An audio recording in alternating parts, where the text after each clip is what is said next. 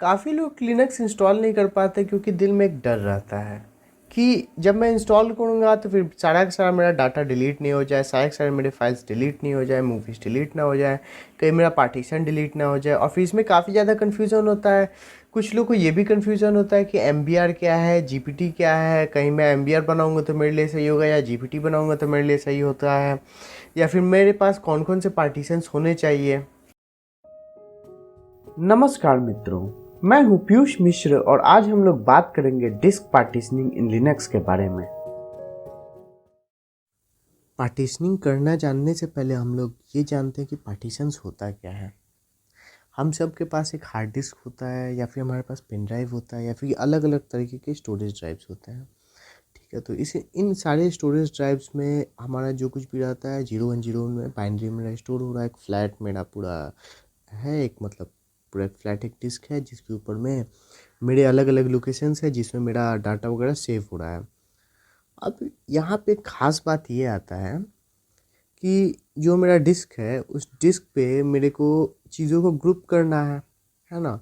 तो फिर मैं चीज़ों को मैं कैसे कैसे मैं ग्रुप कर सकता हूँ, मैं फाइल्स बना सकता हूँ, फोल्डर्स बना सकता हूँ। ठीक है, तो इस टाइप से बनाता हूँ।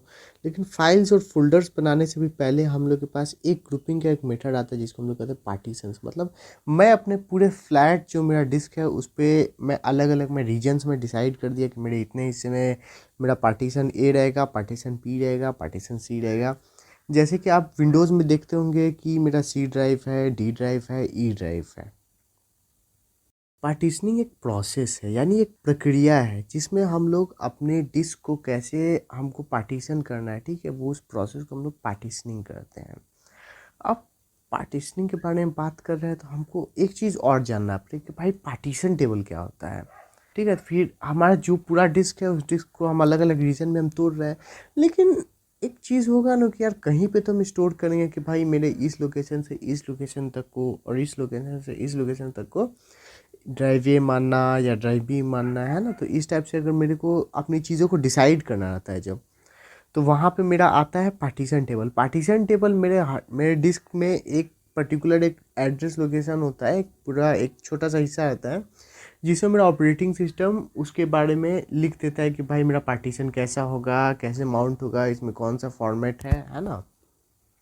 अब हम लोग को एक और चीज़ के बारे में बात करना पड़ेगा जो कि एक बहुत ही इम्पोर्टेंट मुद्दा है, बहुत ही एक इम्पोर्टेंट टॉपिक है, जो कि है पार्टीशन स्कीमा।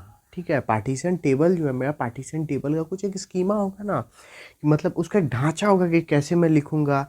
ठीक है, तो फिर मेरे पास मेजरली दो तरीके का पार्टीशन स्कीमा होता है। पहला होता है जीपीटी, दूसरा होता है एमबीआर।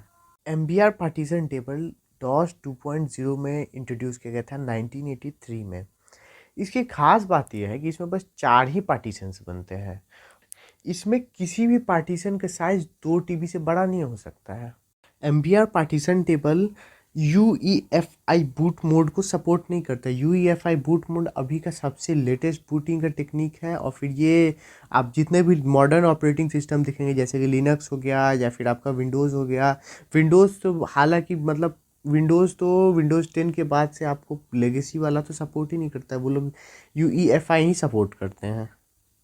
अब हम लोग को बात करना पड़ेगा अभी के सबसे कॉमनली यूज पार्टीशन स्कीमा का, जो कि है मेरा जीपीटी। जीपीटी मेरा 1990s में इंटेल द्वारा डेवलप किया गया था। इसकी खास बात यह है कि इसमें पार्टीशन का कोई लिमिट नहीं होता कि कितना नंबर ऑफ पार्टीशन हो, आप जितना मन उतना डालो। और फिर और ख़ास बात है कि इसमें जो पार्टीशन का जो साइज़ होता है वो भी 2 टीबी से बड़ा हो सकता है। ये यूईएफआई बूट मोड भी बहुत आराम से सपोर्ट कर लेता है। अब हम लोग को ये बात डिसाइड करना पड़ेगा कि हम लोग जीपीटी यूज़ करें या एमबीआर यूज़ करें। तो यहाँ पे आप एक क्वेश्चन पूछिए अपने से कि क्या मेरे कंप्यूटर में यूईएफआई बूट मोड का सपोर्ट है। क्या मेरा कंप्यूटर बहुत ज़्यादा पुराना है? अगर आपका कंप्यूटर बहुत ज़्यादा पुराना है और उसमें यूईएफआई बूट मोड का सपोर्ट नहीं है तो फिर आप आंख मूंद के एमबीआर ले लीजिए।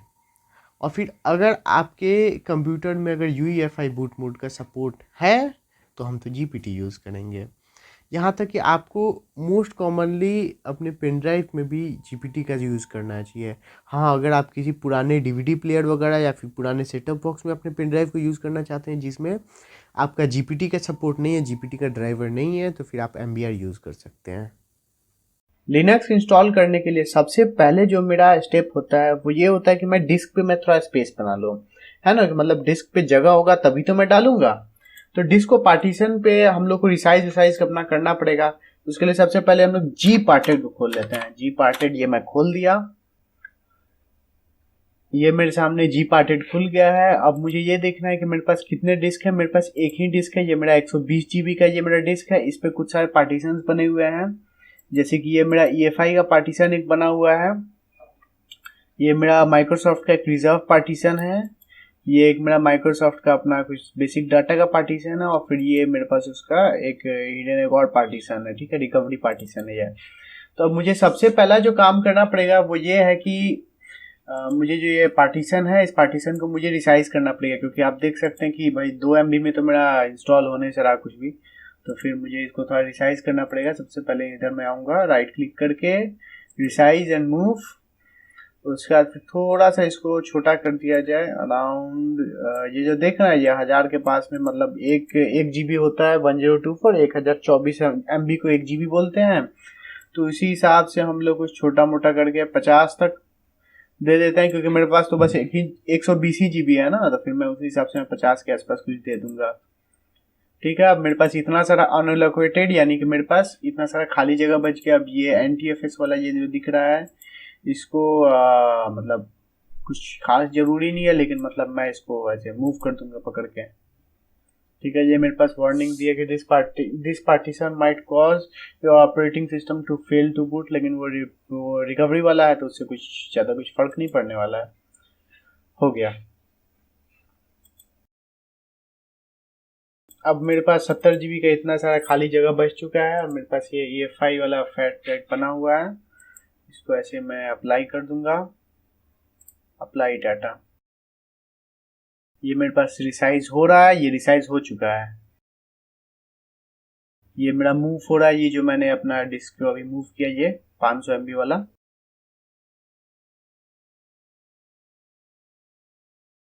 और ये मेरा हो गया। अब मैं इसे क्लोज कर दूंगा यहाँ से, और फिर एक बार मैं चेक कर लूँगा कि सब ठीक है। हाँ, मेरा 70 GB यहाँ पे खाली है। अब एक और बात मैं बता दूं, अगर आपको विंडोज़ नहीं चाहिए तो फिर आप एक एक करके ये EFI वाले को छोड़ देना है, क्योंकि EFI ही मेरा UEFI का बूट मोड का सपोर्ट देता है। ठीक है, तो EFI वाले को हम लोग छोड़ के बाकी सब हम लोग डिलीट कर सकते हैं। ठीक है, अगर मुझे विंडोज़ नहीं चाहिए, मैं चाहता हूँ कि बस मैं सीधे सीधे कर लूँ, तो फिर ऐसे। और फिर कोई अगर आपका डाटा का पार्टीशन है, जैसे कि और लोग का कुछ 2-3 पार्टीशन होता है, C drive, D drive, B drive, जिसमें अलग अलग वो लोग अपना सामान रखते हैं, मूवीज रखते हैं, गेम्स रखते हैं, तो वो लोग भी अपना कर सकते हैं कि वो विंडोज वाले पार्टीशन को छोटा करने के बजाय कोई दूसरा पार्टीशन अपना रिसाइज कर लिए, और रिसाइज करने के बाद मतलब एक अनलोकेटेड हमको जगह बना लेना है, और फिर बनाने के बाद तो हम लोग आगे प्रोसीड कर पाएंगे।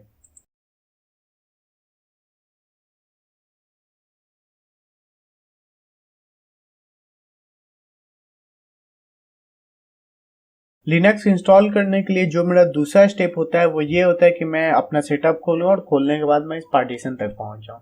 अब यहाँ पे मेरे पास 3 बातें पूछ रहा है। पहला कि मैं विंडोज़ के अलॉन्ग साइड अपना मिंट डालना चाहता हूँ, लिनक्स को मैं डालना चाहता हूँ, तो फिर क्योंकि हमने फ्री स्पेस पहले ही एलोकेट कर दिया तो ये हम लोग पिक करके चल सकते हैं, कोई प्रॉब्लम नहीं आएगी।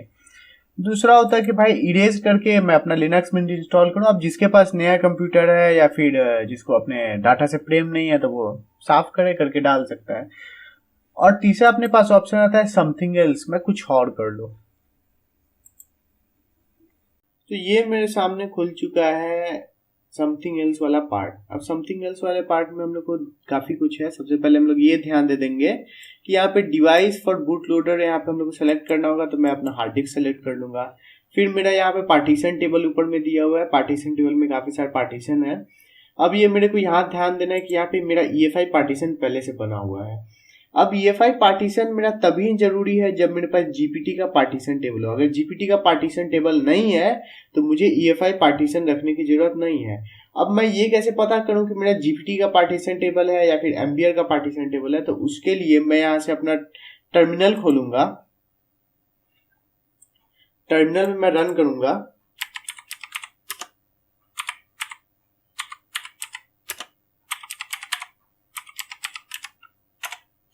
अब अब ये यहाँ पे गौर कीजिएगा, मैंने यहाँ पे dev/sda क्यों लिखा, क्योंकि मैं dev/sda का मैं पार्टीशन टेबल में निकाल रहा हूँ। तो ये मेरा जीपीटी है, अगर ये मेरा जीपीटी है तो फिर मैं यहाँ पे EFI का पार्टीशन रखूंगा। अगर नहीं होता, मेरे पास MBR होता, तो मैं EFI का पार्टीशन नहीं रखता। अब क्योंकि मेरे पास जीपीटी का पार्टीशन है, फिर मेरे पास EFI का पार्टीशन है, तो फिर आगे मैं बढ़ सकता हूँ। लेकिन मैं आपको ये दिखा देता हूँ कि अगर आपके पास EFI का पार्टीशन नहीं है तो कैसे बनाना है। यहाँ फ्री स्पेस पे सेलेक्ट करना है, फ्री स्पेस को यहाँ पे ये ऐड का आइकन बना हुआ है, इसको क्लिक करना है। फिर 1 GB में 1024 MB होता है। तो जब 1024 MB होता है तो मैं यहाँ पे 1024 MB यहाँ लिख दूंगा, और लिखने के बाद फिर मैं यहाँ पे यूज एज में EFI यहाँ पे सेलेक्ट कर लूँ तो फिर मेरा हो जाएगा। मुझे बस ओके करना रहेगा, मेरा बन जाएगा। ऐसे मैं यहाँ पे बनाने वाला नहीं हूँ अब, क्योंकि मेरे पास पहले से है बूट का यहाँ पे EFI के लिए पार्टीशन, तो फिर मेरे को फिर बनाने की जरूरत नहीं है। अब मैं यहाँ पे बूट का पार्टीशन बना लेता हूँ। तो बूट के पार्टीशन के लिए मैं अक्सर 2 GB देता हूँ। अब यहाँ पे कैलकुलेट करने के लिए हम लोग एक कैलकुलेटर खोल लेते हैं। 2 GB मैं बनाने वाला हूँ।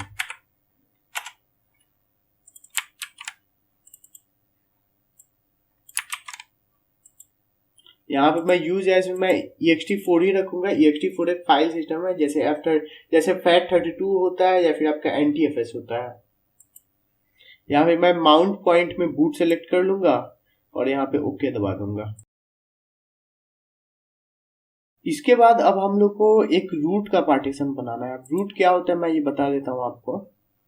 जैसे कि ये मेरा फाइल मैनेजर है, ये मेरे डॉक्यूमेंट वगैरह का मेरा अपना होम फोल्डर है, ठीक है। तो फिर यहाँ पे अगर मैं अपना लोकेशन देखूं तो फिर ये जो मेरा लोकेशन /home/mint करके आ रहा है, तो इसमें जो एकदम फर्स्ट जो इनिशियल फोल्डर है, मतलब एकदम शुरुआत का जो फोल्डर है स्लैश, इसको हम लोग कहते हैं रूट। रूट मतलब होता है ना, हिंदी में हम लोग रूट का मतलब जड़ समझते हैं। तो ये जड़ एकदम मतलब यही कोड है, यहीं से शुरू हो रहा है मेरा अपना पूरा फाइल सिस्टम जो है मेरा यहीं स्लैश से शुरू हो रहा है। तो फिर इसके लिए मुझे एक बनाना पड़ेगा हार्ड डिस्क पे, अब मुझे एक पार्टीशन बनाना पड़ेगा। तो मैं इसके लिए, क्योंकि मेरे पास 120 ही GB है स्पेस, तो फिर मैं काम करूंगा कि मैं इसके लिए 40 GB मैं एलोकेट कर लेता हूँ।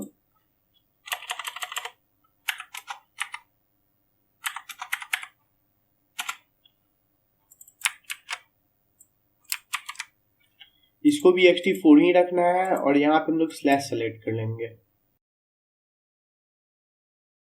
अब हम लोग को जो बचा मेरे पास कुछ 32 GB के पास जो स्पेस बचा, उसमें सबसे पहले मैं एक स्वैप बनाऊंगा। स्वैप क्या होता है? स्वैप आपका हार्ड डिस्क पे एक स्पेस होता है जो थोड़ा थोड़ा रैम जैसा काम करता है। मतलब अगर कभी आपके पास काफी सारा वर्क हो गया, काफी सारा आप एप्लीकेशन खोल लिया, फिर आपका रैम एकदम भरने लगा, तो उस मामले में आपके स्वैप में भी थोड़ा सा जगह एलोकेट हो जाएगा, उसमें भी थोड़ा सा सामान वगैरह डाला जाएगा। और एक और बात, मान लीजिए कि अगर आप अपने सिस्टम को हाइबरनेट किए तो रैम में जो कुछ भी है उसको स्वैप में ही कॉपी कर लिया जाता है। अब स्वैप बनाने का जो तरीका है उसमें हम लोग को सबसे पहले ये ध्यान देना रहता है कि मेरा स्वैप हमेशा मेरे रैम के डबल साइज रखना चाहिए। मतलब रिकमेंडेड है कि मतलब डबल साइज हम लोग रखते हैं, ताकि कभी हाइबरनेट की तो चीज़ें मैं आराम से उसमें स्टोर कर सकूं। तो अब मेरे पास कितना रैम है ये कैसे मैं देखूंगा, तो उसके लिए मैं इसको रन करूंगा। तो यहाँ पे मैं यहाँ देख सकता हूँ कि यहाँ मेरे पास 3 GB रैम है। अगर मेरे पास 3 GB रैम है तो मैं 6 GB का स्वैप बनाऊंगा।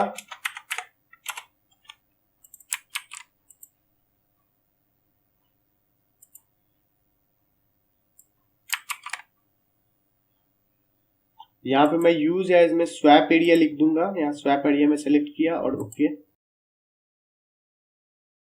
अब स्वैप के बाद मैं अपने होम का मैं पार्टीशन में बना लेता हूँ। तो मेरा जो होम का पार्टीशन जो रहेगा, मतलब मैं बता देता हूँ होम क्या होता है। तो ये जो मेरा मिंट है ना, तो मिंट का ये मेरा एक होम नाम का फोल्डर बनता है रूट के अंदर में, ठीक है। तो ये रूट का जो फोल्डर है, इसके अंदर मेरा होम का जो फोल्डर है, इसमें यूजर का अपना फोल्डर सब रहता है, जैसे डॉक्यूमेंट हो गया, पिक्चर्स हो गया, डाउनलोड्स हो गए, ठीक है। फिर मान लीजिए कि कभी भविष्य में आपका सिस्टम क्रैश कर जाता है या फिर किसी भी कारण से अपडेट वगैरह में टूट जाता है, फिर आपको फिर से अपना सिस्टम इंस्टॉल करना पड़ता है, तो उस मामले में आपका जो पर्सनल जो फाइल्स वगैरह वो सब डिलीट ना हो, इसलिए हम लोग होम का पार्टीशन अलग से बनाते हैं। मतलब ये एक रिकमेंडेशन है कि आप अलग से भी आप भी बनाइए, नहीं तो अगर स्पेस नहीं हो तो फिर रूट में भी डाल सकते हैं। अब मैं आपको एक बात और बता देता हूँ कि ये जो मेरा रूट में जो फोल्डर्स जो दिख रहे हैं इसमें से कुछ और फोल्डर्स को भी अगर आप चाहें तो बना सकते हैं अपना अलग से पार्टीशंस, अगर आपके पास जगह बचे तो। जैसे यूज़र का भी कुछ लोग बनाते हैं अपना अलग से पार्टीशन, या फिर कुछ लोग अपना सर्वर का SRV का भी बना लेते हैं अलग से पार्टीशन। तो आप अपना चाहे तो बना सकते हैं। यहाँ पे OPT होता है, OPT का भी हम लोग अलग से पार्टीशन बना सकते हैं चाहे तो। कुछ पार्टीशन आपका अलग से स्टोरेज वगैरह का है तो फिर आप इसमें मीडिया के नाम के फोल्डर में अपना माउंट वगैरह करवा सकते हैं। तो फिर आपको मान लीजिए कि मेरे पास कोई अगर एक्स्ट्रा से मुझे पार्टीशन बनाना है, फिर मीडिया वाले मुझे डालना है, तो मैं यहाँ माउंट पॉइंट में ऐसे ही लिखूंगा /media /फोल्डर का नाम, जैसे